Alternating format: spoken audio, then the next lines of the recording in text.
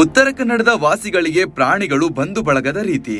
80% ಕಾಡೆ ಇರುವ ಜಿಲ್ಲೆಯಲ್ಲಿ ದಿನವೂ ಸೋಜಿಗಗಳು ಬಯಲಾಗುತ್ತಿರುತ್ತವೆ. ಇಂತಹ ವನಚ್ಛಾದಿತ ನಾಡಿನಲ್ಲಿ ಸರಿಸರ್ಪಗಳದ್ದು ಮೇಲುಗೈ ಇದ್ದೇ ಇವೆ. ಅದ್ಯಾವ ಹಾವುಗಳು ಯಾವಾಗ ಕಾಣುತ್ತವೋ ದೇವರೇ ಬಲ್ಲ. ಆದ್ರೆ ಹೆಬ್ಬಾವುಗಳು ಮಾತ್ರ ತೋಟದಂಚಿನ ತೋಡುಗಳ ಮಧ್ಯೆ ಕುಂಭಕರ್ಣನನ್ನು ನಾಚಿಸುವ ಮಾದರಿಯಲ್ಲಿ ಬಿದ್ದಿರುತ್ತವೆ.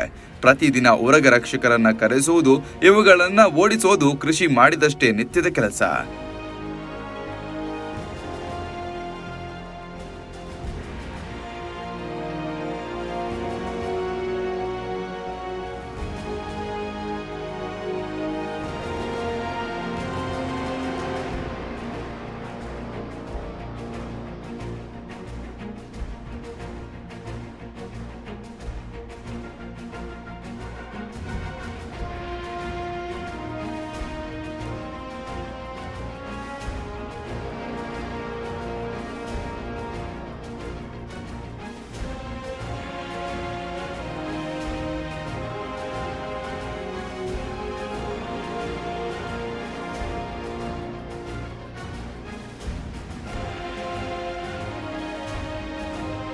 ಉತ್ತರ ಕನ್ನಡದ ಯಲ್ಲಾಪುರದ ಅರೆಬೈಲ್ನಲ್ಲಿ ತೋಟಕ್ಕೆ ಬಂದಿರುವವರಿಗೆ ಶಾಕ್ ಕಾದಿತ್ತು.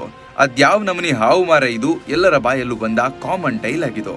ಅಡಿಕೆ ಮರಗಳ ನಡುವೆ ದಪ್ಪದೊಂದು ಅಡಿಕೆ ಮರವೇ ಉರುಳಿ ಬಿದ್ದ ರೀತಿ ಬಿದ್ದಿತ್ತು.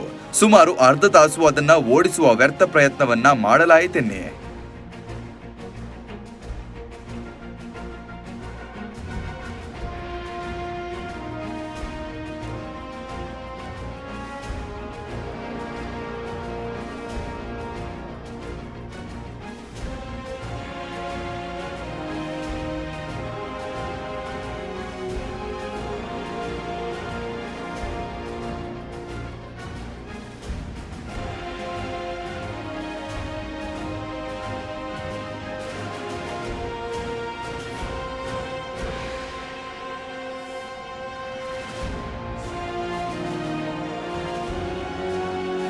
ನಂತರ ವಿಷಯವನ್ನ ಸ್ನೇಕ್ ಸೂರಜ್ ಹಾಗೂ ಹರೀಶ್ ಮಡಿವಾಳ್ ಅವರಿಗೆ ಮುಟ್ಟಿಸಲಾಯಿತು.